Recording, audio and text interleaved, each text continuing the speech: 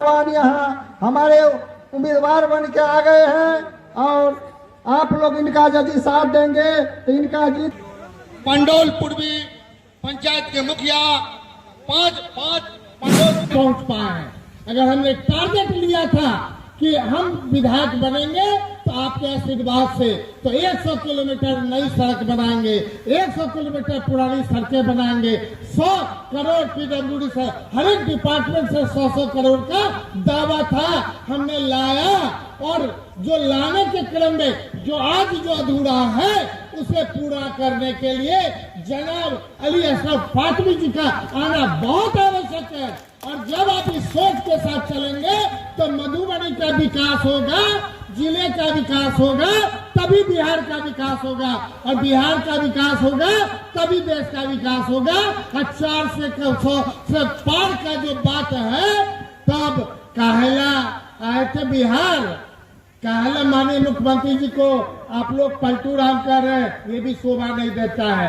कहीं न कहीं उन्हें शक था कि 400 से पार नहीं होगा, इसीलिए जो 17 साल बनाम 17 महीने का आदरणीय हमारे नेता तेजस्वी जी का है, उस पर जब आप अमल करेंगे तो लगेगा कि वो बात उसी में है। और चूंकि समय कम है और आधा घंटा हमारे अपने नेता को बोल।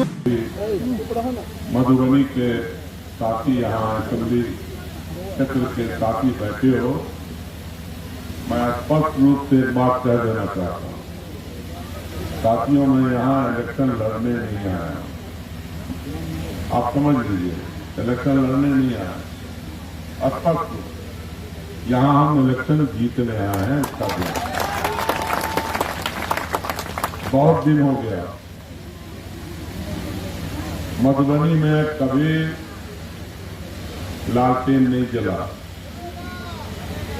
मैं लालटेन जलाने भी आया हूं। इसलिए साथियों, ये जो मिला है आपको गमछा, गले में लगाओ या मुरेटा बांध लो मेरे खिलाफ, और इलेक्शन तक बांधे रखो।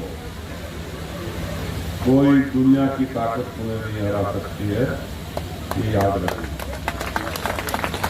साथियों, आप वोट किस काम के लिए देते हो? वोट इसलिए देते हो कि जब आप तकलीफ में हो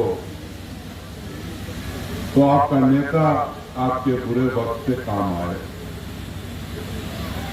आप इसलिए वोट देते हो कि जब उसकी सरकार, राज्य की सरकार है तो पटना में, और भारत की सरकार बननी हो तो दिल्ली के अंदर, जब जीत के जाए तो हमारे लिए कुछ करे। अब 15 साल से आपका एमपी आपसे मिला ही नहीं, मधुबनी का उसको पता ही नहीं मालूम कौन कौन सा गांव उसके पास है, कौन कौन से लोग उसके पास हैं। तो ऐसे आदमी के आगे आप क्या उम्मीद रखते हो? मैं गांव में घूम रहा हूं, आम लोगों का ये मानना है कि न तो वो जनता में रहा, न जनता की बात सुनी, और न ही 15 साल के अंदर मधुबनी के लिए कुछ किया। मैं अखबार की कटिंग देख रहा था, जो आदमी एक्सिस कोष का पैसा नहीं बांट सके, तकरीबन 3.5 करोड़ रुपया उसका एक्सिस कोष का बचा रह गया, तो आप समझ लीजिए कि वो मधुबनी के मामले में कितना सीरियस था। आज चले जाओ दरभंगा में,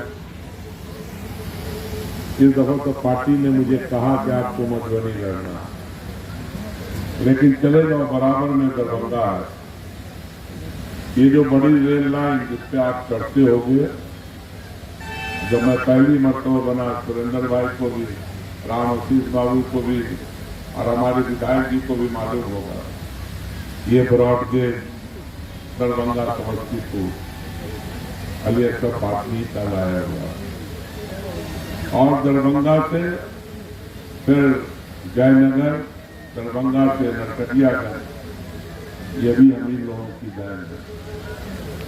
और दरभंगा से 1-2 ट्रेन नहीं, बागमती एक्सप्रेस, कमला एक्सप्रेस, जीवट एक्सप्रेस, यानी यहाँ की नदियों का के नाम पर